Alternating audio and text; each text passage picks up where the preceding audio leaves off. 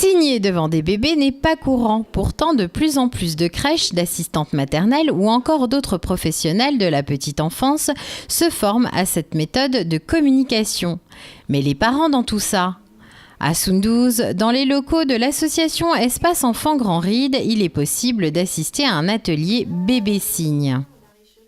Dans la forêt lointaine, on entend le coucou. Du haut de son grand chêne, il répond au hibou.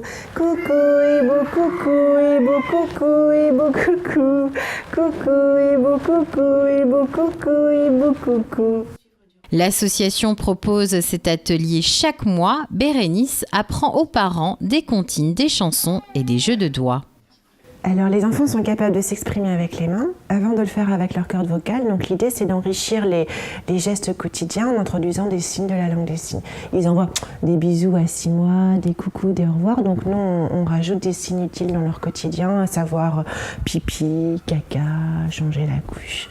Ça facilite le lien entre les parents et ça crée des super moments de partage avec nos enfants, quoi. La communication entre le parent et l'enfant est alors plus facile. L'enfant est moins contrarié. Les signes associés aux mots permettent également d'augmenter la compréhension de l'environnement auditif et visuel du petit. Et contrairement aux idées reçues, signer développe le langage oral plus rapidement. C'est en plus, ça leur donne envie d'aller vers le français, parce que ça leur donne le moyen de communiquer, ils apprécient la communication et du coup ils se disent « Ah ben tiens, j'ai envie de communiquer, je veux également parler ». À 6 mois, on verra les premières mains bouger, les premiers signes. À 8 mois, ça sera de mieux en mieux et à 1 an, ce sera parfait. Baptiste a bientôt 7 mois. Il est venu avec ses parents. Pour eux, il était utile d'assister à cet atelier. On pourra le comprendre avant qu'il puisse parler, on pourra déjà communiquer. Et même pour lui, pour plus tard, ça, c'est toujours un plus de savoir communiquer, d'avoir des petites bases en langue des signes. Aurélie a suivi une formation pour devenir assistante maternelle. Elle a découvert cette méthode lors d'un stage en crèche.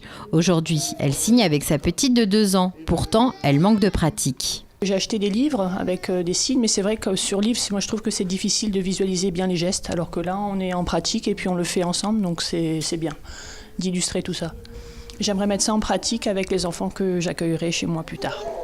Et pour les parents qui aimeraient se lancer, voici quelques signes utiles. Maison, papa, maman, travail, partir et revenir. Voilà.